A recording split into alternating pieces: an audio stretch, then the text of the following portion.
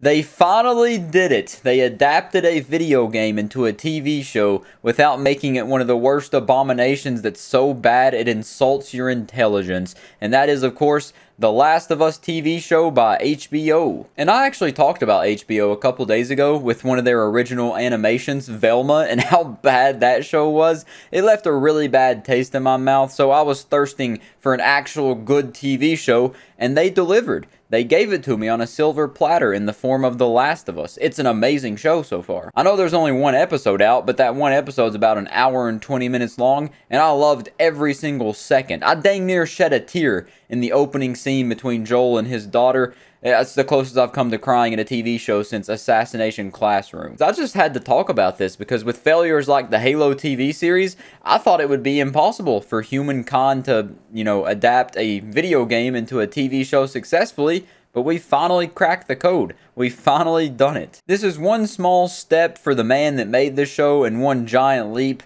for the enjoyers of TV shows around the world. Because the quality of this show is absolutely stellar. The acting, 10 out of 10. The story so far, 10 out of 10. Everything across the board, 10 out of 10, baby. Now, you may think I'm meat rotting this show because I played the game and I liked it and I'm just seeing it through rose-tinted glasses, but I assure you I'm not because I've never played the games. I am familiar with them because I watched PewDiePie's playthroughs on the first and second Last of Us games, but I've never played them myself, so I was pretty much going into this show like a newborn baby. I was pretty scared and unfamiliar with my surroundings, but I'm happy to say that they delivered, and they delivered magnificently. And you may think it's a bit premature to give the show a 10 out of 10 and talk about it, make a video on it when there's only one episode out, but I think not, because I need to be the first to talk about this, although Charlie probably has beat me to it because that guy is superhuman. He probably wished upon the Dragon Balls to get like content creation skills that none other can match.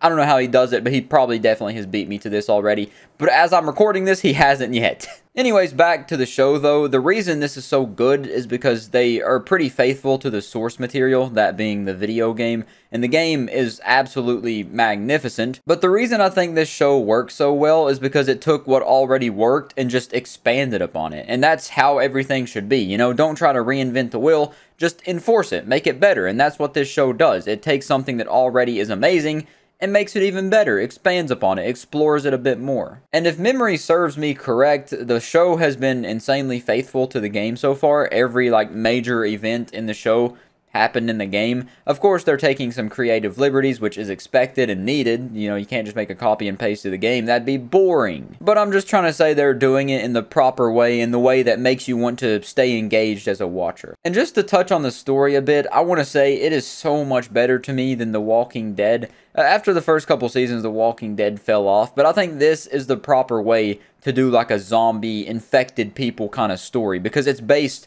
on reality. Of course, this couldn't actually happen to us, but as you'll see in the beginning of the show, they do like a recap back to like 1968, I think is the year, and they're talking about the fungi on this little news show, talking about how it can only infect insects, but if the global climate was to rise and the temperatures were to go up around the world, then the fungi would be able to infect humans and therefore create these like zombie type creatures around the world, which is what the infected are in the show and in the game. It's a fungi based infection that's actually based on real fungi that actually does make like ants and other insects zombies, which is very creepy, very freaky. And I think that just takes the show to another level, and the game as well, that they based it on like a loosely realistic idea, something that could potentially happen to the real world, unlike a zombie virus that just comes out of nowhere like Ebola and just, turns you into a walker that Rick Grimes is going to shoot with his big revolver. I don't know, I just feel like I'm rambling. I feel like I've talked way too much.